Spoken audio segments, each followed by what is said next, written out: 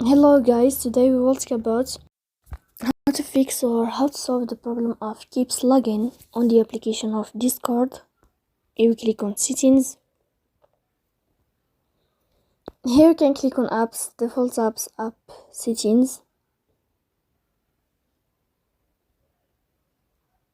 On above we can search about Discord and you will enter here.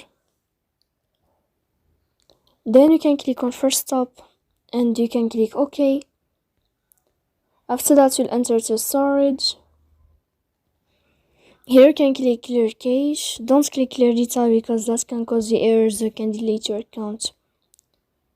So please don't forget to support us by like and subscribe. See you next time in another video, and thank you for your attention and your watching. Goodbye.